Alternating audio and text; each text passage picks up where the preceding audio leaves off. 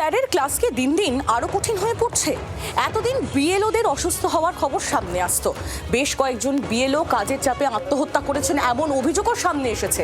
আর এবার এসআইআর এর কাজ চলাকালীন মাটিতে লুটিয়ে পড়লেন এই আরও, তিনি রীতিমতো অসুস্থ হয়ে পড়েছিলেন, যদিও এখন তিনি সুস্থ।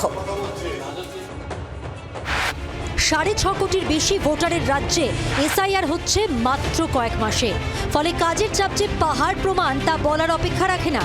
এসআইআর এর প্রথম পর্বেই তার ফল মিলেছে। দিকে দিকে বিএলও আত্মহত্যার অভিযোগ সামনে এসেছিল, এমনকি বিএলওদের অসুস্থ হয়ে পড়ার ঘটনাও ঘটেছে। এসআইআর এর দ্বিতীয় পর্ব এখন চলছে। কাজের চাপ এখন ট্রান্সফার হয়ে গিয়েছে এই আরোদের কাঁধে, আর সেই চাপে প্রায় রোজই দিকে দিকে অসুস্থ হচ্ছেন কোনো না কোনো এই আরো। পশ্চিম মেদিনীপুরের পাণ্ডবেশ্বরের ব্লক অফিসে শুনানির দায়িত্বে ছিলেন এই আরও স্নিগ্ধা চট্টোপাধ্যায়। টানা কাজ করছিলেন। সোমবার অসুস্থ হয়ে মাটিতে লুটিয়ে পড়তেই তাকে হাসপাতালে নিয়ে যাওয়া হয়। হাসপাতালে একদিন ভর্তি থেকে মঙ্গলবার ছাড়া পান স্নিগ্ধা।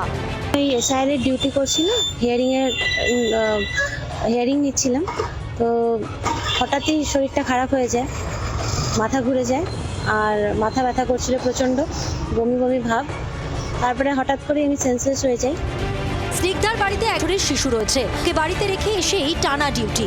কমিশনের বিরুদ্ধে অবশ্য কোনো অভিযোগ করেননি স্নিগ্ধা, তবে অমানসিক কাজের চাপের জন্য কমিশনকে নিশানা করতে ছাড়েনি তৃণমূল। এসব চাপ, মানসিক চাপ তৈরি করছে ইলেকশন কমিশন অফ ইন্ডিয়া। প্রতিদিন নতুন একটা করে সার্কুলার। আমাদের যারা বিএলও আছে তারা তো অনেক জায়গায় আত্মঘাতী হয়েছে, আপনারা জানেন।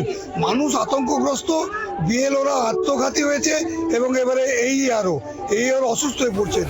এসআইআর এর শুরু থেকেই আত্মহত্যা, অসুস্থ হয়ে পড়ার খবর আসছে। শুনানির দ্বিতীয় পর্বেও বিরাম নেই। নির্বাচনী ইতিহাসে বাংলার এসআইআর কে ঘিরে কি একটা কালো অধ্যায় তৈরি হচ্ছে? চিত্তরঞ্জন দাসের রিপোর্ট, জি 24 ঘন্টা।